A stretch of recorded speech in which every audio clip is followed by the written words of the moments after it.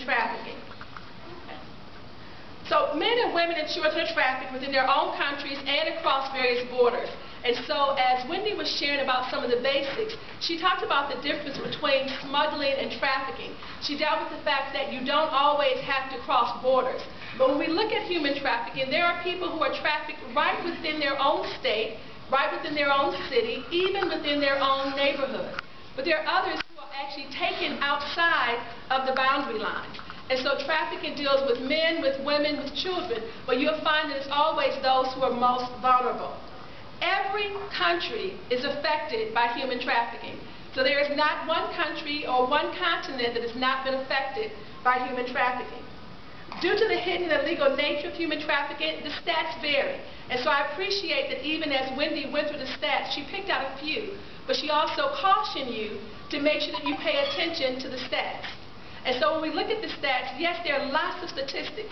One of the statistics that I'm kind of concerned about personally is the 27 million. Somebody said it out loud with me. 27 million. Say it again. 27 million.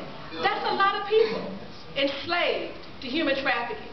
But 27 million is a number I heard last year, year before last, the year before that, and for the past 5 or 6 years. So is it still just 27 million, or has that number increased? I know that we've actually rescued people. Thank God that we've rescued people, that we've been able to go in and set some captives free. But that 27 million is really a lot more than the numbers that are being reported. So we talk about human trafficking awareness. In 2010, President Obama proclaimed January as National Human Trafficking Month. It became National Human Trafficking Month, and now January 12th is officially National Global Human Trafficking Day. And so here's an opportunity in at least one side of the year where people can stop and say, what do you know about trafficking? Where everybody can get involved because it's a national day. You know, national things are important. You have National Breast Cancer Awareness, National Alcohol Awareness, national. But you know, national things coming once a month or once a year is really not sufficient. Human trafficking is an issue we need to deal with daily, because daily, hourly, moment by moment, somebody is being captured, somebody is being taken, somebody is being enslaved. When President Obama gave his proclamation, one of the statements I want to read to you that's in bold there says, "Yet even today, the darkness and inhumanity of enslavement exists. Millions of people worldwide are held and compelled service, as well as thousands within the United States." And so often when we think about human trafficking, we think about it being over there. But you know it's right here too. It's right here at home in our own backyard. And so yes, human trafficking is happening around the world, but we are a part of the world. So where are these gatherings taking place? Some of these gatherings are at major sporting events, and major gatherings where people come together for entertainment fields. So you think about things like the 2006 Winter Olympics, which is when I actually got involved in human trafficking. I was in Torino, Italy. People knew about the work that we were involved in doing as a missions agency through global projects. I received a phone call saying, "Dr. Black, we need you to come to Italy to help us deal with the issue of human trafficking here." And they told me what the occasion was, being the Winter Olympics. And I thought about it for a moment, and I said, you know, it is not likely that anyone will listen to anything we have to say. Those women have been on the streets for years trying to make money and trying to buy themselves back out of bondage. And so if we show up the week of the Olympics, it's not likely they're going to listen. We really want to come in and talk to them and make a difference in their life, not just try to block the action that they're trying to get. Anybody ever heard of people blocking action? That's all we would have been, is action blockers. Nobody would have paid attention to a word we had to say. And so we waited until the Olympics were over, and we just prayed about whatever would happen there. Then we showed up where we could really talk to people and make a difference. That was the Winter Olympics. But you know, we just had the Winter Detroit Auto Show here, the beginning of January. That was prime time for trafficking. There was also an initiative against trafficking, the SOAP initiative, that was sponsored by Teresa Flores' organization. And so at every major gathering where people are coming together, there's an opportunity to sell. And it's not just popcorn and beer. There are people also selling individuals. And so just like they're there selling individuals, we as a people need to be there putting something in place saying, no, we will not tolerate this. Not one person. The 2010 World Cup in South Africa was a major event where as a people they came together and said, not here. They did the Red Card Initiative, and with that initiative they also posted it on Facebook. And they had everybody use the red card that posted all of the information and the facts that you needed to know about trafficking on the website. So as people were going to the website, people began to ask the question, what is this red card and what is it about? But that was an initiative that somebody put in place to create awareness regarding trafficking. The Super Bowl 2012, we just held the Super Bowl, and you know, again, major trafficking. But we're going to talk about some of the things that were in place. And now we also have the 2012 Summer Olympics coming to London, England. As we know that these gatherings are taking place, that's a perfect opportunity for the people who are concerned about this to get mobilized. To say, here's our opportunity to do something, whatever it is that we do, because if we only make a difference for the one, thank God that we're making a difference for that individual. So let me tell you about the Super Bowl. Everybody was excited. Somebody was there watching the games. You had all the commercials, and people were talking about the amount of money that was being spent on the commercials. But what about the amount of money that was being spent to bring in girls for the Super Bowl? Because you have all the high rollers, you have all the big ball players, you have all the people who could afford to pay. Well, there was a group who put something in place. The Indianapolis legislature and law enforcement expected to deal with sex traffickers locally. They weren't surprised that they were coming to town.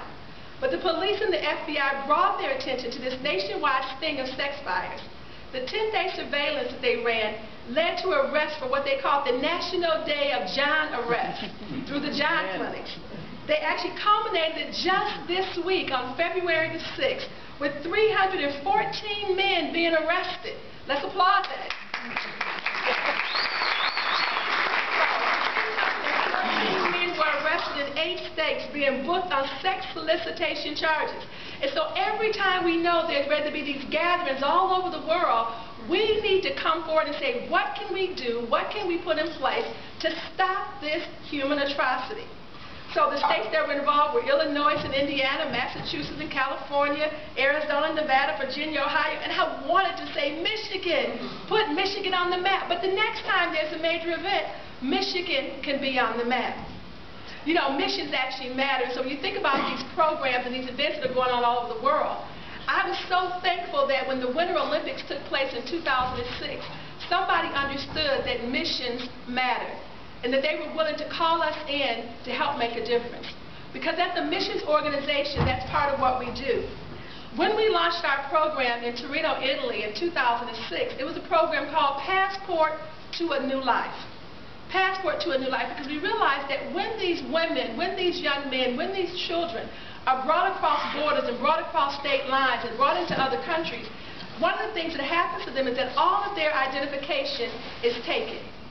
So they lose their passports, they lose their driver's license, they lose everything that would identify who they are. And so as individuals, they have no recourse, they have no place to go, they can't go to the authorities because they can't even identify themselves. And so when we came in with our program, we offered them a passport to a new life, helping them understand that that life would not only be a new life in whatever that country was, but also a new life in Jesus Christ. Because they needed to know that even though they had been captured, they had been taken, they weren't even sure where they were, their families didn't know where they were, there was someone who knew exactly their whereabouts. And so we were able to go in and tell them about a God who sees and a God who knows and a God who is sending us on the mission field to help rescue and restore. And so this program that we launched, this Passport to a New Life, you'll see some of the women at the bottom there holding pictures of their passport. These were women who had come in off the streets who were saying, I want to be a part of a campaign to help rescue other women. We worked there with a local church whose pastor had been a former trafficker. And after his life had been changed, he vowed to go back to the streets and help rescue some of those other women. So as we talk about this issue of trafficking, whether it's smuggling or trafficking, we talked about the difference, and clearly it's a matter of a line or a fence and saying, when you get to the fence, do you want to go over, and are you paying somebody to take you over, or is somebody taking you against your will? And so when a person is being smuggled, they may have a choice. They may say, I was willing to pay you to get me across the line. And when I get over, I'm my own person. But when I cross over the fence or cross over the borderline and I now owe you or I now belong to you, then I've been trafficked and it's no longer an issue of smuggling.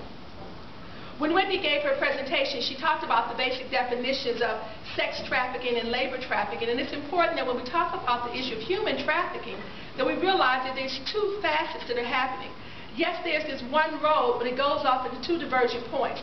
And so there's a group that's sent out into the fields to labor, to work. There's the group that's somewhere working in somebody's home as the nanny or the au pair. You know, there's the group that's also on the streets. There's also the group that's somewhere in the strip club doing lap dances. Those women have all been trafficked. One of the groups that I'm affiliated with through the Salvation Army, they send out an announcement almost 2 or 3 times a day that says, here's what's happening around the world. And they let you know some of the things that are being put in place to address the issue of trafficking. One of the reports that I recently read talked about lap dancing in London. And they said, you know, there's the red light district even there where lap dances are expected in certain clubs. And so now they're making lap dances illegal. Can you imagine what would happen if we did that in Michigan? We'd close down quite a few places. But again, it has to be the people getting behind the community and saying, we will not tolerate this any longer. So when you talk about trafficking and what happens to the people, what direction do they go into? The economics of human trafficking. 46% of the people who are trafficked end up in prostitution. Another 27% domestic servitude. Another 10% in agriculture. Another 5% end up in factories and sweatshops. And another 12%, they don't even know where they go. They're just out there somewhere. How many of you have children under the age of 12, just by show of hand, or have grandchildren under the age of 12, or have a neighbor under the age of 12, or somebody in your church or your community under the age of 12? We all know somebody somewhere, even if it's the little girl that's standing in the store. I know many of you heard about the incident that was just recently on AOL about the little girl who was almost kidnapped, who put up a big fuss, kicking and screaming, and actually got away from her captor. I wonder what would have happened to that little girl. We need to prepare all of our children, wherever they are in the world, how to kick and scream and get away, how to make noise until somebody hears. And that's what all of us need to do. We need to make noise until somebody hears. It's great to have a forum like this here today, but this cannot be the only forum. We need to continue having forums like this. So when you look at the issue of human trafficking and you see the pie, you see the numbers, but imagine that that's people. And look again, 12% miscellaneous, 5% in the factories, 10% in agriculture, 27% domestic servitude, 46% in prostitution. And imagine that out of 100, these are actually people, side by side by side. In a group like this where we have over 100 people and where we have people at all the other campuses, if we were to count off by 46 and say 46 people out of every group of 100 would end up in prostitution, all of a sudden the numbers seem to look a little different because we're putting faces to real people, not just some number out there. My slides to catch up with me at some point. Human trafficking locations. So where are the people coming from and where are they going to? If you look at the map, and you look at the various colors there, it talks about the very high number of people, or the high number of people from the countries of origin. And as you see the countries of origin there in the red and kind of the orange color, that's where the people are coming from. But then where are the people going? Notice the kind of blue purplish color? That's the United States. They're bringing people in here, and they're also taking them other places. And so this destination, in terms of trafficking, the thing that you always look at is where are people coming from, where are people ended up, and what are the transit points? Because all throughout the transit points of all the trafficking, things are happening to people along the way. So if you consider 100 girls out of Africa being kidnapped and taken to someplace in Europe, all 100 girls may not make the journey.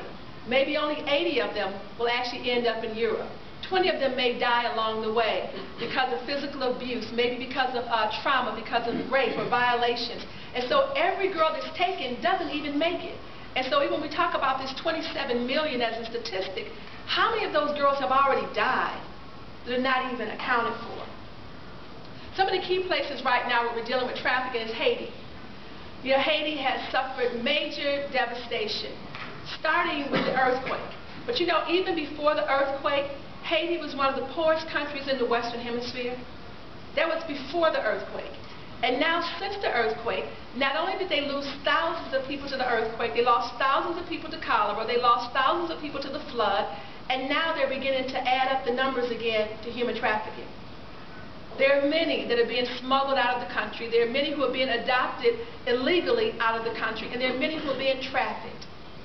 When you look at the pictures of Haiti and you see all the pictures of the tents and the crowded situations, that crowded situation in tents is a perfect setup for rape and defilement.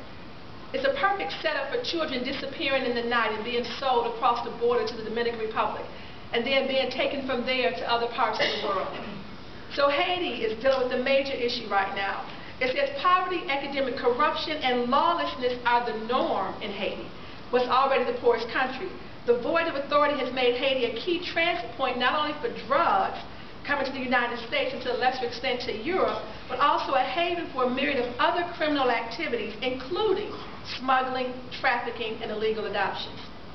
So when we think about Haiti and the fact that there's a group of people who are going in to serve this humanitarian effort, many people are not even thinking about trafficking when they go to Haiti. They're thinking about reconstruction. How do we put the buildings back up? How do we get the children in schools?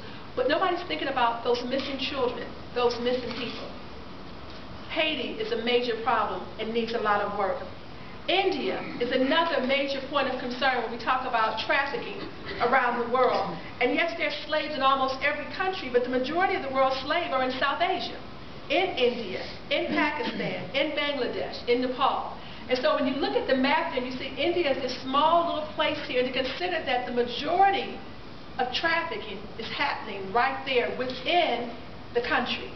And so yes, they're sending people out, they're bringing people in, but some people are staying right there in their community, in that red light district that we saw earlier. So Nepal and India and places like that are a major problem. Africa is also another major point of concern when we talk about trafficking. When we look at some of the reports that have been done by the United States, 8 African countries received a Tier 3 ranking.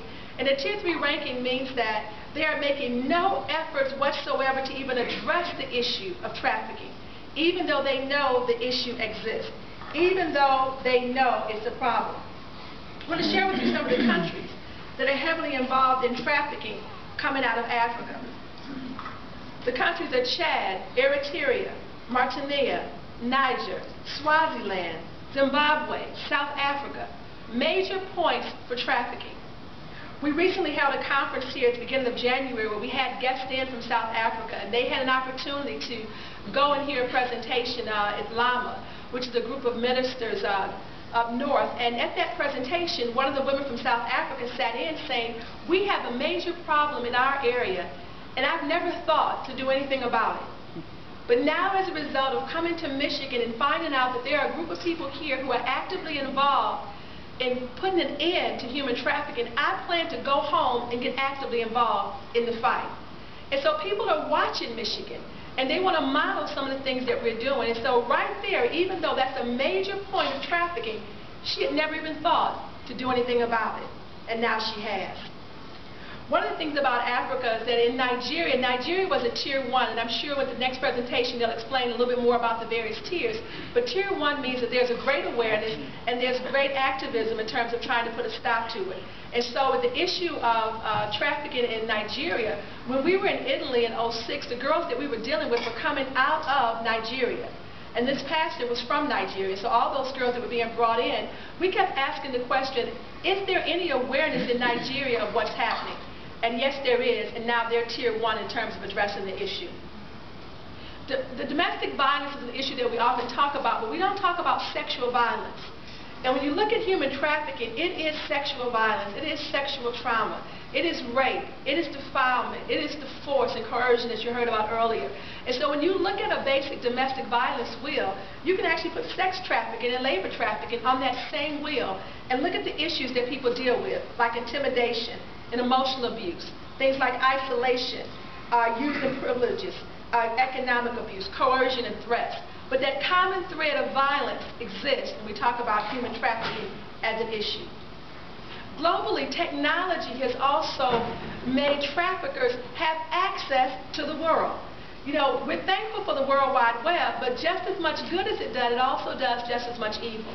And so traffickers now have access, and not just because of Craigslist and Backpage and places like that, but they have websites that are dedicated to trafficking. They have social sites that are dedicated to trafficking, where you can look for a person and almost place an order for the type of person that you're looking for. And so global technology has been a help, but global technology has also been a hindrance. What would happen if we actually shut the web down for a day or two? That would put a dent in somebody's pocket. Because you got to remember that trafficking is also a matter of finances.